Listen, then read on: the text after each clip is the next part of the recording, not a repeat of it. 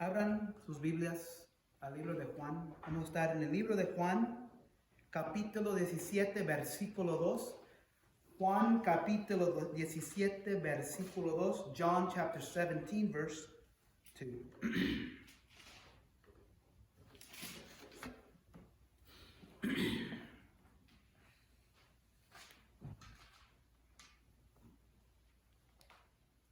Hemos estado, si tienen el libro y están siguiendo con nosotros, estamos en el capítulo 8 del libro Enseñanzas que transformaron el mundo por Miguel Núñez. Y este es un libro, hay muchos de estos libros. Este libro lo escogí porque yo estudié bajo este hombre, como él era uno de mis profesores que tenía cuando fui al programa de plantación de iglesias en el seminario. Entonces yo conozco sus enseñanzas. Entonces, pero hay muchos libros iguales, que son libros buenísimos, en inglés y en español, igual de calidad.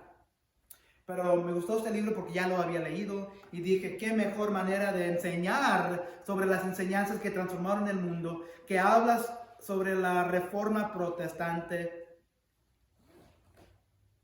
Habla de Martín Lutero, en otros capítulos habla de otros reformadores. Entonces hemos estado estudiando este libro y como siempre digo, una de las cosas que siempre digo, si lo que yo digo o que viene de este libro que ustedes lean, si no viene de la palabra o está basado en la palabra de Dios, yo, Miguel Núñez o cualquier otro autor de tal o igual de enseñanza es un mentiroso. Pero yo sé, yo tengo confianza en este autor, en este hombre. Entonces ustedes también deben tener confianza en mí. Entonces todo lo que estamos hablando y explicando está basado sobre la palabra de Dios. Reforma protestante. ¿Qué pasa si un barco sobre el mar tiene mucho equipaje? Se hunde. Había un barco que se estaba hundiendo hace como 5 siglos atrás.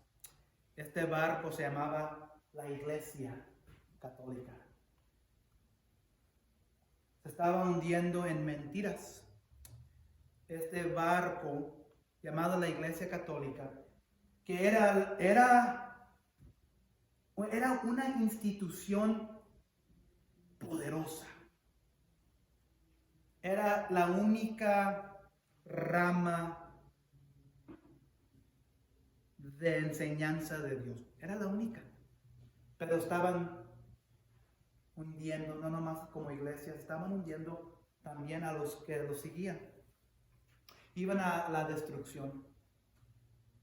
No podría, estaba allí la piedra enfrente de ellos, encima de ellos, pero no podían enderezarse tampoco porque tenían mucho peso. No podían darle para la izquierda o para la derecha para enderezarse porque estaban muy pesados. Le habían agregado bastantes mentiras a la palabra de Dios. Entonces, ¿qué es lo que uno debe de hacer para alinearse o para correctar, para no hundirse en un barco? Si un barco está muy pesado. Hay que equilibrar el peso, hay que bajar ciertas cosas. Hay que deshacerse de ciertas cosas. Entonces, este barco que se estaba hundiendo, los católicos no lo miraban así. Pero había un hombre llamado Martín Lutero, que finalmente, leyendo el libro de Romanos, se le iluminó los ojos, se le iluminó su corazón y miró la verdad que esta institución estaba desviando a mucha gente, se estaba desviando en sí mismo, en el sistema que tenía, sacerdotes, indulgencias, penitencias, confesión, purgatorio.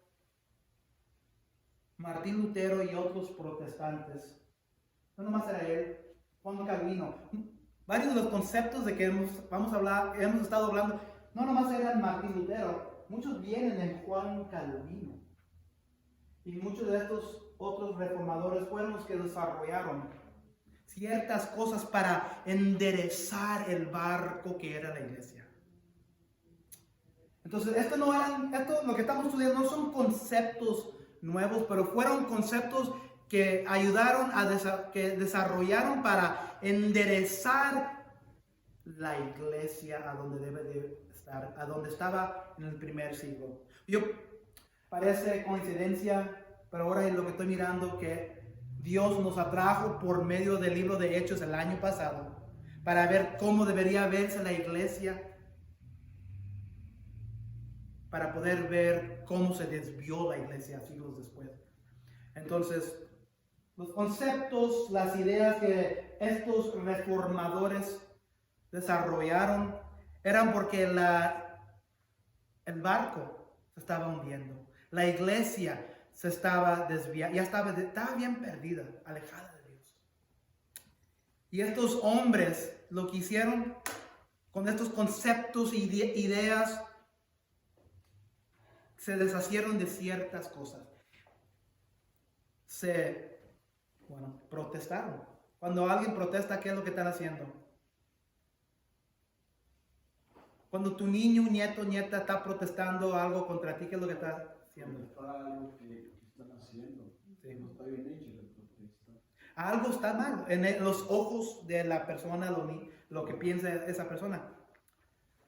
Entonces, protestaron ante la iglesia. Y aquí es donde salieron estos conceptos, estas ideas, que fueron desarrolladas, no para hacer nuevos conceptos, pero para atraer la iglesia a la verdad de Dios donde debería estar.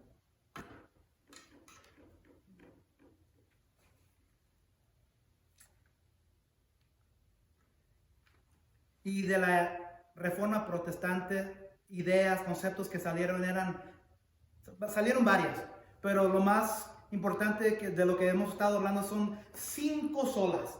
Sola o solus. La primera que hemos estudiado, y por una razón comenzamos, sola escritura. ¿Qué es sola escritura? La segunda era sola fide, sola por la fe. La tercera que hemos hablado, sola gratia, solo por gracia. Otra es solo Deo Gloria y otra es solos Christus. Entonces la primera era sola escritura, que dice que la Biblia es la autoridad final o corte de última apelación en todo lo que afirma o implica. Ninguna porción de la Biblia es asunto de interpretación personal. Solo escritura juzga la iglesia y sus maestros y no al revés. Lo que estaba haciendo la iglesia católica es que la iglesia estaba juzgando las enseñanzas. La iglesia estaba juzgando a maestros. La iglesia estaba juzgando a sus miembros, en vez de haber sido la palabra de Dios. La palabra de Dios, la Biblia, es la autoridad final de todo, porque es la palabra de Dios. Y si esta palabra proviene de Dios,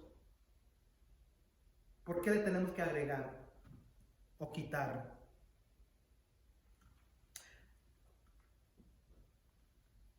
Hablamos de algo llamado depravación total, una inhabilidad del hombre corrompido para buscar a Dios. El virus del pecado que corrompe todo hombre ha corrido desde Adán y Eva, desde que fracasaron en el huerto, de no poder buscar a Dios y llegar al cielo.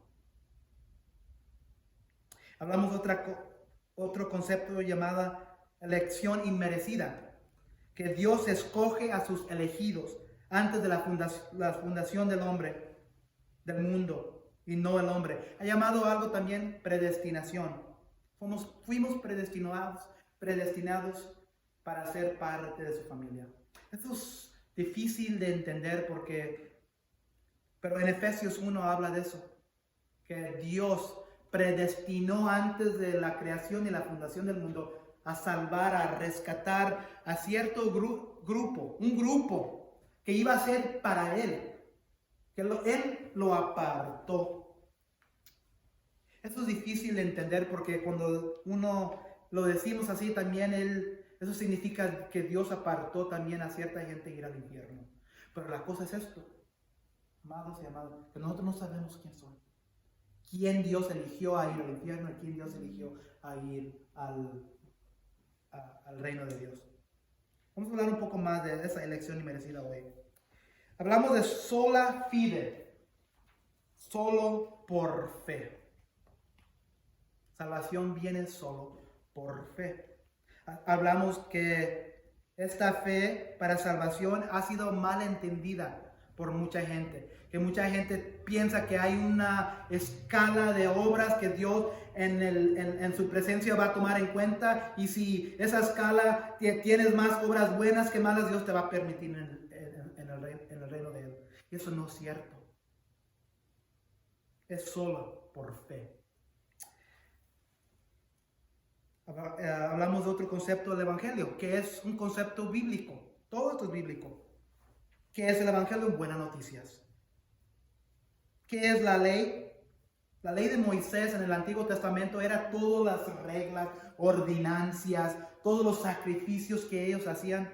Eran los 10 mandamientos. Eso era la ley de Moisés. La ley para nosotros o para Martín Lutero era cualquier sistema de ordenancias, cualquier sistema de leyes que el hombre pone sobre el hombre para alcanzar al cielo. Es lo mismo que estaban haciendo los hebreos, los judíos. Pero el sistema es diferente, pero la razón que uno hace o cumple el sistema es lo mismo, para atraer el cielo, y eso es un malentendimiento. No se necesita eso. La ley lo que hace, nos enseña nuestro pecado. Si leemos la palabra de Dios, la palabra de Dios como un espejo nos enseña nuestro pecado, nuestros delitos. Ahí donde nuestra fe ahora es tomado en cuenta y no la ley. Hablamos de las malas noticias, que estamos separados de Dios. Por eso hay buena noticia. La mala noticia es que estamos separados de Dios. Y cada ser humano está destituido a ir al infierno sin una corrección. La buena noticia es que Cristo vino para morir para nosotros, para atraer la humanidad para atrás a Dios. Pero vamos a hablar, y también vamos a hablar un poco de eso más de hoy también. Hablamos de imputación. Imputar algo es poner o quitar de una persona y ponérsela a otra persona. Entonces, hablamos de una bancarrota, una cuenta de bancarrota. Si tú tienes una deuda, estás enfrente de un juez que te va a juzgar por tu bancarrota, por tu deuda, y viene otra persona y te la paga. La rectitud que esa persona moral, esa persona tenía, ahora está imputada a ti. Entonces, ahora tú tienes rectitud. Y eso fue lo que hizo Cristo. Cuando Él murió, la vida perfecta que Él vivió, Dios te la pone a ti por medio de la sangre de Jesucristo, porque tú no puedes vivir una vida perfecta. Porque cuando Adán fracasó en Edén, la maldición del pecado fue imputado a nosotros, igual. Entonces, nosotros fuimos imputados la maldición de Adán, pero cuando Cristo murió, fuimos imputados la rectitud de Él cuando uno viene a fe en Cristo. Hablamos de solo por gracia, no se trata de nosotros, dice Efesios 2, 8 a 9. La salvación es solo por la gracia de Dios mediante la fe. Es algo que no merecemos.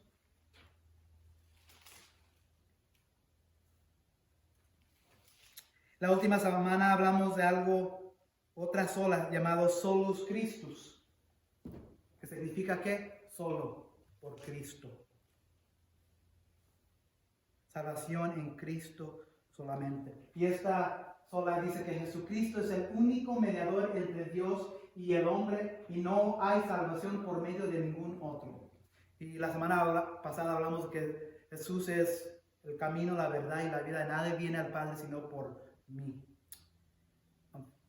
Lamentablemente mucha gente, muchas personas en este mundo han hecho diferentes caminos. Están viviendo diferentes vidas y creen en verdades que la sociedad le pone o un sistema religioso le pone sobre él. Y si ese sistema, camino o vida no está o no es solo Cristo, es una mentira. Hoy continuamos en el tema de esta solo Cristo, en Juan 17:2. Voy a leer este versículo. Por cuanto le diste autoridad sobre todo ser humano para que dé vida eterna a todos los que tú les has dado. Otra vez, por cuanto le diste autoridad sobre todo ser humano para que dé vida eterna a todos los que tú les has dado. Juan 17:2. Vamos a hablar de otro concepto llamado, y yo creo que es un concepto que a lo mejor mucha gente cristianos no han conocido. Y estos son conceptos que los teólogos se pelean. Son conceptos que dicen, no, eso no puede ser, eso no es bíblico, o no sé si eso dice la Biblia, pero estos son conceptos que vamos a ver que viene directo de la Biblia. Este concepto que vamos a hablar es este. No lo puse aquí en la pantalla, pero este concepto se llama expiación limitada. Expiación limitada.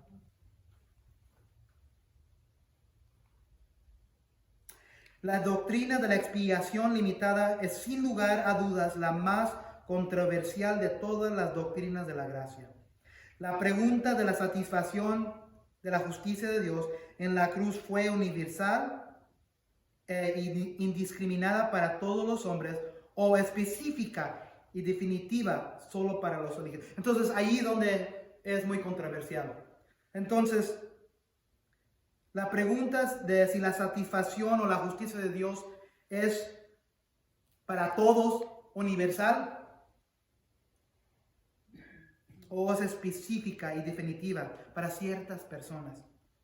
Fue el punto más contencioso en el gran sonido del Dort, en el 1618 y 9. Y continúa siendo una de las enseñanzas más controversiales en la soteriología reformada. Otra palabra grande. Y le voy a decir la verdad que yo cuando estaba aprendiendo todo esto, soteriología es una palabra que nunca había escuchado. Soteriología es un concepto griego, una palabra griega que simplemente significa salvación. Soteriología, salvación, significa salvación. Antes de explicar esta expiación, se hace necesario entender cabalmente lo que es la expiación de Cristo, propiamente dicha, para luego examinar la limitación de esta. Porque vamos a hablar de expiación limitada. Por un lado, la expiación puede ser definida como la obra de Dios a favor de los pecadores para reconciliarnos a Él. Es la actividad divina que confronta y resuelve el problema del pecado humano de manera que la gente puede disfrutar completa comunión con Dios, ahora y en el siglo venidero. Por otro lado, la expiación básicamente hace referencia a la muerte de Cristo y Él pagó de nuestros pecados por medio de su sacrificio. En la cruz, Cristo expió nuestros pecados y los perdonó al ofrecerse como un cordero expiatorio. El expiación, otra manera para decir que Cristo murió por nosotros. En sentido más sencillo. Expiación significa que Cristo murió por nosotros. Ok, Cristo murió para los pecados para los que vino a rescatar. A ver si se prende.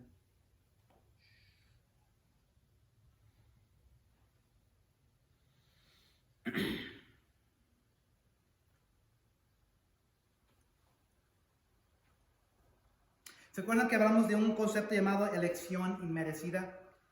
Es donde Dios escoge a sus elegidos, no el hombre. Hablé de la taza o como el alfarero, yo escojo mi material, mi color, qué hondo, qué ancho, qué profundo lo quiero.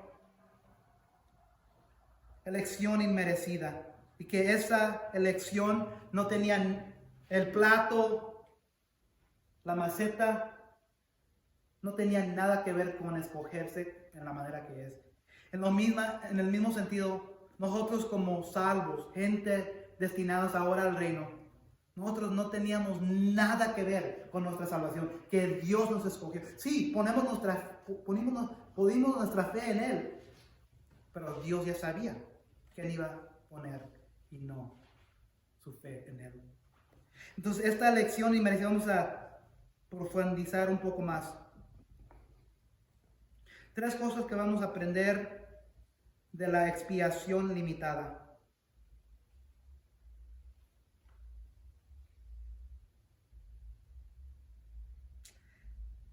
Mi salvación es realizada por Cristo. Mi salvación no depende de mí. Y mi evangelismo confía en la obra de Cristo. Cristo cumplió plenamente mi salvación en la cruz. Como elegido por Dios, envió a su Hijo para salvarme de mi pecado. En amor, envió a su Hijo a vivir una vida de justicia por mí. En amor, Él envió a su Hijo para recibir mi condenación en mi lugar a través de su muerte en la cruz. En amor, envió a su Hijo para cambiar mi pecado y injusticia por la obediencia y justicia de Cristo. He sido salvado por el sacrificio de Cristo. El versículo dice aquí: por cuanto le diste autoridad sobre todo ser humano para que dé vida eterna a todos los que tú les has dado. Aquí está hablando de Jesucristo. Es una continuación del primer versículo de este capítulo. Por cuanto le diste autoridad sobre todo ser humano, el que está hablando de Jesucristo, para que Cristo dé vida eterna a todos. Pero fíjense aquí, a los que tú como Padre le has dado, o me has dado a mí como hijo de Cristo. Aquí está, estas son las palabras de Jesucristo. Hay que entender eso. Y es aquí donde está, en el huerto de Getsemaní, antes de ser traicionado, que Dios o Cristo está orando a su Padre. Y le está diciendo: por cuanto le diste autoridad sobre todo ser humano para que dé vida eterna a todos los que tú les has. Entonces, ¿quién le dio estos seres humanos para que reciban vida eterna a Cristo? ¿Quién se los dio? A Cristo.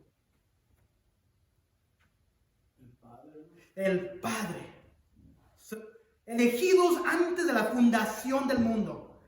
Ahora ven cómo está trabajando. Dios, el Padre, eligió a mí, a ti, a cualquier creyente. Antes de la fundación del mundo, había una orden. Es como decir: voy a escoger a 10 carros que están descompuestos para arreglarlos, ponerle llantas nuevas, frenos nuevos, darle cambio de aceite, poner una transmisión buena. Voy a escoger estos 10 carros del yonque que no sirven. Dios escogió gente que no servían. Nosotros. Pero algo tenía que pasar para que estos carros, coches, puedan ser conducidos en la carretera. ¿Qué tenía que suceder antes de que todo esté en la carretera, conduciendo, yendo a la biblioteca, a las tiendas, al Walmart? ¿Qué tiene que suceder antes de que este carro descompuesto esté allá en las carreteras? Tiene que ser arreglado, ¿verdad? Entonces, yo escojo como padre a mi gente que está quebrantado, que está destruido, están descompuestos, a ir al infierno, que no sirven. Escoge el padre y se lo da al mecánico. ¿Quién es el mecánico? Cristo. Estoy usando un ejemplo. Estamos hablando de un señor aquí, el mecánico, ¿verdad? El que se llama el Rick. El Rick es el hijo, ¿verdad? Pero yo creo el dueño era el papá, que ya es un anciano, ¿verdad? Ustedes que han llevado sus coches a este señor, el anciano, el papá, toma la información, los datos, qué es lo que tiene. Tiene una lista de carros. ¿Y a quién se los da? Al hijo. ¿Y el hijo qué hace? Deslinda para otra persona o los arregla. Él los arregla. Él está encargado, él tiene la responsabilidad de hacer lo que tiene que hacer para que puedan trabajar. El Padre se los dio al Hijo. El Padre, antes de la fundación del mundo, antes de la creación del mundo, escogió a quién iba a traerlo al reino. ¿Y se los dio a quién? A Cristo. Pero Cristo, como el mecánico, tenía que hacer algo. Tenía que sufrir, tenía que hacer la obra. ¿Ustedes piensan que los carros llevándolos ahí, poniéndolos en el parqueadero, se van a arreglar solos? No. Tiene que hacerse la obra de arreglarse por un medio. Tenía que haber una obra aquí. ¿Y quién hizo esa obra? Jesucristo. Y es ahí donde quiero que ustedes entiendan. Expiación limitada. Había en la elección inmerecida personas que Dios eligió. Hijo, tengo a esta persona, tengo a Joel, tengo a tal fulano acá, tengo a esta señora aquí, esta señora acá, tengo a esa drogadita que está allá, la tengo también para ti, ese alcohólico que está allá también lo tengo aquí. No pienses que nomás estoy apuntando, no estoy apuntando nada en particular. Ese adultero ya, te lo tengo para ti. Te lo estoy escogiendo, pero ahora tú tienes que hacer tu obra. Te lo estoy dando a ti. Encárgate de lo que tú tienes que hacer. Entonces ahora Cristo tiene la autoridad sobre todos esos seres humanos que el Padre le dio a Él, que Él eligió primero para dárselos a Él. ¿Para qué? Para que dé vida eterna a todos. Es sencillo. Expiación ilimitada. Cristo murió por cierta gente nomás. Y esa cierta gente son los que Dios el Padre eligió o escogió antes de la fundación del mundo y que se los entregó a Cristo para que Él hiciera la obra de vivir una vida perfecta, morir en la cruz, la muerte que nosotros merecíamos, resucitar de la muerte en el tercer día,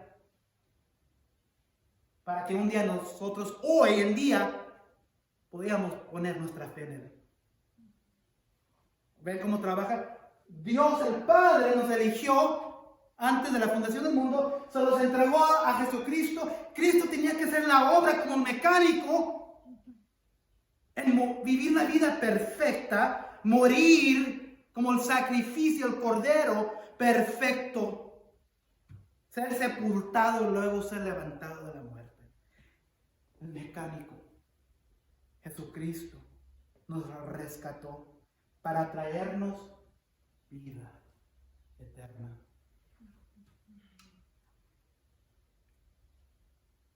Mi salvación es realizada por Cristo.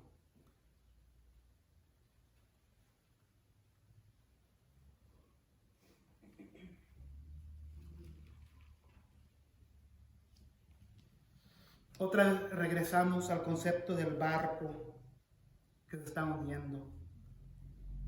La iglesia perdida, donde Lutero ya no podía aguantar. Lutero se estaba ahogando también. Y digo, no, iglesia, gente mía, fíjense, nos estamos hundiendo. Hay que rectificar, hay que arreglar ciertas cosas, hay que alinearnos. Y cuando no quisieron escucharlo, protestó aún más, y ahí es cuando se separó de la mentira que todavía aún hoy se llama la Iglesia Católica. Los católicos creen en un castigo temporal. ¿Saben cómo se llama eso? El purgatorio. ¿Por qué existiría un castigo temporal si nuestros pecados ya han sido perdonados? Dice la Iglesia Católica. La respuesta es que el pecado tiene una doble consecuencia. El pecado grave nos priva de la comunión con Dios y por tanto nos incapacita para la vida eterna con Dios. Eso es lo que dicen los católicos. Todo pecado, incluso venial, comporta un apego malsano a las criaturas que debe ser purificado, ya sea de aquí en adelante tierra o después de la muerte en el estado llamado purgatorio. El castigo eterno que resulta del pecado grave o el castigo temporal del pecado venial se sigue de la naturaleza misma del pecado. Estas son las palabras de los católicos. Necesitamos ser purificados, explican los católicos. Por lo tanto, para entrar en el cielo. Citando nuevamente a San Papa Pablo VI, el catecismo afirma: en la comunión de los santos existe un vínculo perenne de caridad entre los fieles que ya han llegado a su patria celestial, los que están expiando sus pecados en el purgatorio y los que todavía son peregrinos en la tierra. Eso significa que los miembros de la iglesia en la tierra, por medio de las indulgencias, tienen la capacidad de ayudarse a sí mismo y a los que están en el purgatorio.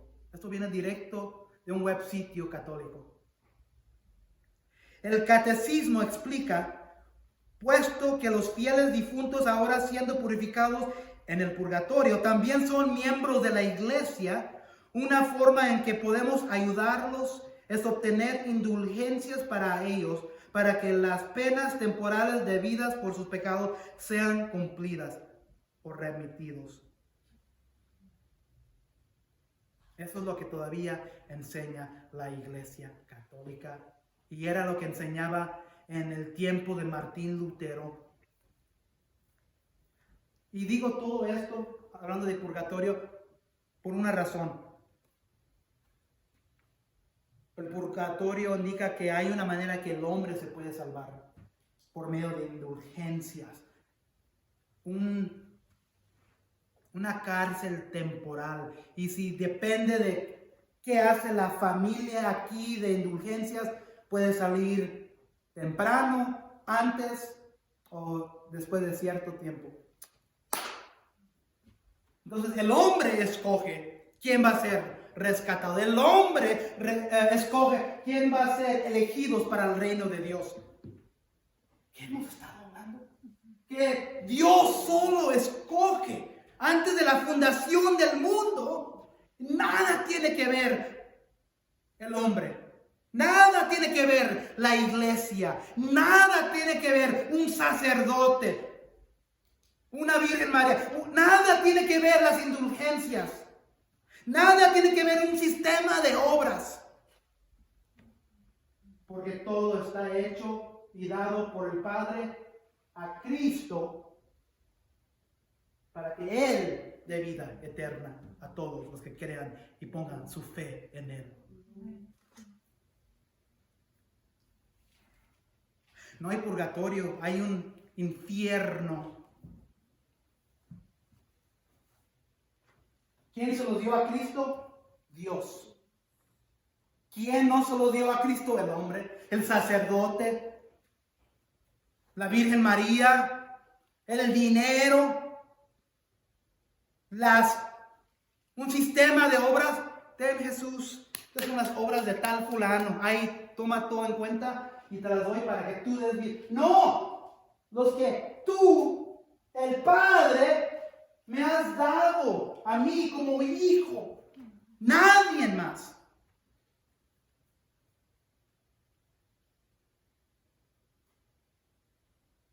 Si hay un purgatorio, entonces hay un sistema donde el hombre mismo se puede rescatar.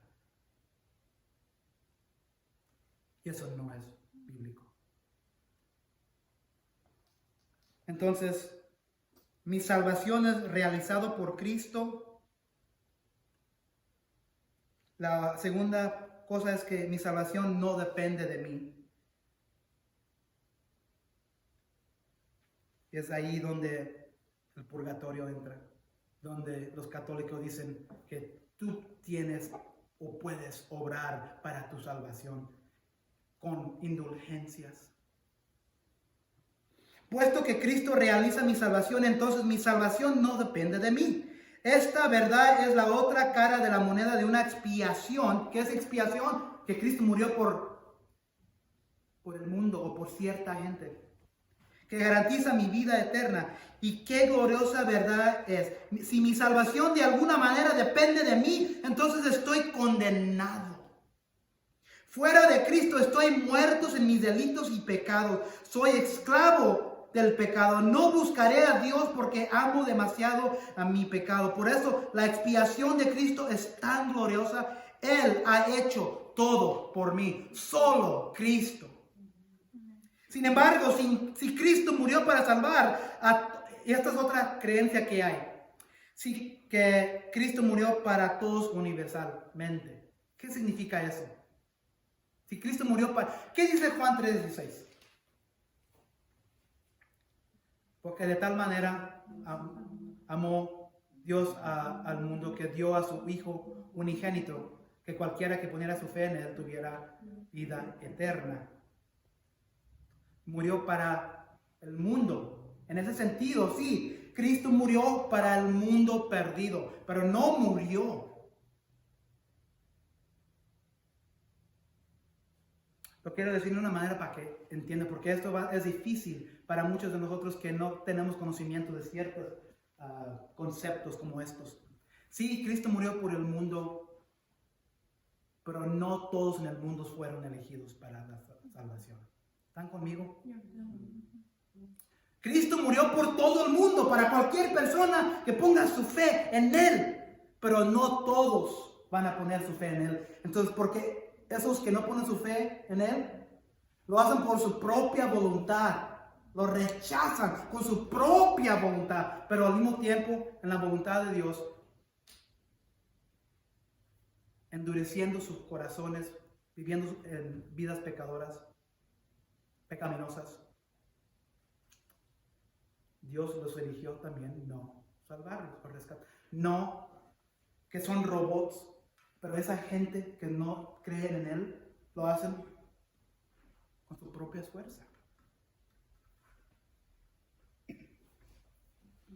Entonces, si Cristo murió para salvar a todos universalmente, entonces la diferencia entre los que se salvan y los que no se salvan reside en nosotros. La línea divisoria entre la salvación y la condenación se encuentra en mí. Mi salvación depende en última instancia de mí a través de mi acto de fe. Pero esto socava mi seguridad de salvación, ya que en cierto sentido recibir la vida eterna depende de mí. No puedo soportar esta carga. No tengo la capacidad de llegar a la fe en mi pecaminosidad. Así que doy gracias a Dios porque la expiación limitada de Cristo me perdona mi pecado de incredulidad y me compra mi fe. Toda la salvación, incluyendo mi fe, es el regalo de Dios, no es el resultado de mis obras. Alabado sea Dios por este precioso regalo. La tercera cosa es que Bueno, si Dios ya eligió y el Padre ya escogió y el Padre ya se los dio a Jesús para que Él les hiciera la obra para que ellos sean salvos, pues ¿por qué yo tengo que hablar de Jesucristo o compartir el Evangelio a la gente si ya está todo hecho? Ese es un misconcepto. Mi evangelismo confía en la obra de Cristo. Además, con la expiación limitada de Cristo, logrando la salvación de todos aquellos a quienes Dios el Padre les da a Cristo, puedo proclamar libremente el Evangelio a todos. Confío en que todos aquellos por quienes Cristo murió se arrepentirán de sus pecados y se volverán a Cristo con fe. Dado que el arrepentimiento y la fe son dones gemelos de la gracia, entonces su creencia en Cristo, la persona que cree o viene a Cristo, no depende de las debilidades o de la capacidad de persuasión. El Espíritu Santo da poder a mis palabras de esperanza en Cristo para atraer a un pecador a creer en Cristo. Entonces es otra manera de decir que tus palabras, compartir el Evangelio, tu esfuerzo no es el que convence a una persona, es el Espíritu Santo. Porque Dios entregó a su Hijo para quien iba a morir, para que ponieras su fe en Él, para que dar vida eterna.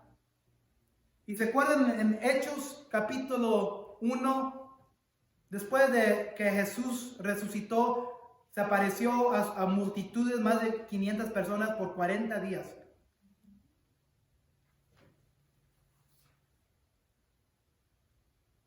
¿Y qué les dijo a sus discípulos? ¿Se acuerdan? Que no salieran ¿de dónde? De Jerusalén antes de que viniera ¿quién? El Espíritu Santo, que es todo Dios. ¿Y se acuerdan el día que vino el Espíritu Santo?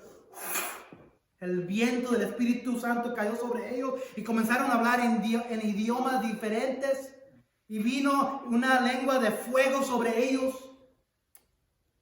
El Espíritu Santo es el que hace la obra de milagro de atraer a alguien a Dios. Porque ya fuimos antemanos escogidos por Dios, entregados a Cristo para rescatarnos, para que Él hubiera hecho la obra y luego ya el Espíritu Santo atrae a esa persona a fe.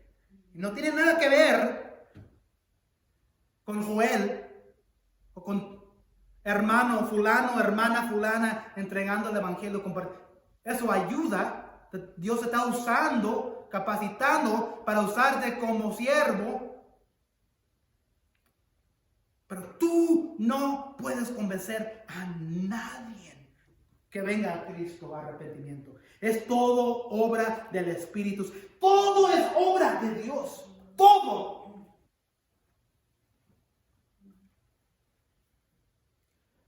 Y si das la palabra, el evangelio a alguien, la palabra de Dios dice que no volverá a él vacía, sino que hará lo que Él quiere en la salvación de su pueblo. Y Cristo ha realizado la salvación de una gran multitud que nadie puede contar, de todas las naciones, de todos los tribus, pueblos y lenguas.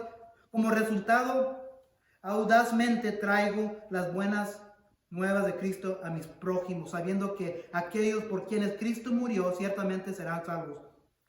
Ahora, ¿ven ustedes la importancia práctica de la expiación limitada? La obra es todo de Dios, comenzado primero por el Padre Celestial, antemano de la creación del mundo, dado a Cristo. Hijo Jesús, hijo, tengo a estos, tengo esa prostituta allá en la esquina, tengo este narco acá para ti. Ya los escogí, ahora haz lo que tienes que hacer. ¿Y sabes qué? El ayudante, que es también parte de nosotros, Jesús, el Espíritu, los va a traer a mí, al reino. Así es como trabaja todo. Eso es expiación limitada. Ya estás elegido, Cristo hace la obra y el Espíritu los atrae. Tú no puedes convencer a nadie. Elegidos por Dios, reconciliados por Cristo. ¿Qué significa ser reconciliado? Cuando estás reconciliando algo, ¿qué estás haciendo? Hacer las paces. ¿Hacer las qué? Las paces. Los pasos. Paces. Que estás reconciliando, que ya no hay un enojo, ya no hay nada con ellos. Estás tranquilos, estás en paz. ¿Alguien ha trabajado también en ventas o algo? Yo cuando trabajaba en ventas tenía que reconciliar todos los papeles, todas las cuentas. Cuando estoy reconciliando las cuentas, ¿qué es lo que estoy haciendo también? Estoy comprobando que todo está bien, ¿verdad? Reconciliando. Que los números se están poniendo bien. Cuando Cristo nos reconcilia, Él está haciendo la obra de este es mío, este es mío, este es mío, este es mío, este es mío, esta es mía, esta es mía. El Espíritu es el que lo... Elegidos por Dios, reconciliados por Cristo. Eso es el concepto de la expiación limitada. No que la salvación de Cristo es limitada. Es que hay cierta gente que por Dios murió solamente. Y su expiación, su muerte, la obra redentora que Él hizo en esta tierra para nosotros es limitada solo a la gente que pone su fe en Él. Padre Celestial, gracias que tú nos escogiste. Gracias que tu Hijo Cristo hizo la obra de reconciliarnos, atraernos a ti. Y gracias por tu Espíritu Santo que nos abrió nuestros ojos a la verdad de la mentira pecaminosa que estábamos viviendo. Estamos hablando de la Iglesia Católica, Padre, pero como hispanos, latinos, pero en muchos sentidos no nomás son una fe, son muchas iglesias, hombres, sistemas que están viviendo mentiras. Aún hasta en la fe de las iglesias protestantes, iglesias bautistas, iglesias bíblicas, donde las enseñanzas que están siendo dadas a las personas, a los miembros, son mentiras. Es fácil apuntar el dedo a una cierta fe, pero la verdad es que no nomás es una fe, son varias. En todas ramas de religión, la mentira está siendo predicada. Hay que regresarnos y enderezar el barco. Hay que deshacernos de lo que es basura. Hay que deshacernos del concepto del purgatorio. Hay que deshacernos del concepto de las indulgencias. Hay que deshacernos del concepto del sistema de obras. Porque si no, mucha gente va a ir al infierno. Gracias que tú, Padre, nos escogiste, que ya estamos en tus manos por medio de Cristo, que nos atrajo por el Espíritu Santo. Gracias por este mensaje. Y que esto nos ayude a evangelizar la verdad que es Cristo a los que todavía están perdidos. Porque no sabemos. Nosotros somos seres humanos. No sabemos quién tú escogiste y quién no escogiste. Entonces nuestra única obra es predicar tu verdad. No importa quién sea. No importa si es el drogadicto, la prostituta, el sacerdote, la persona que se ve más piadosa. No importa. Porque tú sabes el corazón. Si ese corazón no ha puesto su fe y arrepentimiento en Jesucristo, entonces van directo al infierno. Entonces hay que predicar la verdad. Te pedimos todo esto en el nombre de Jesús. Amén y amén.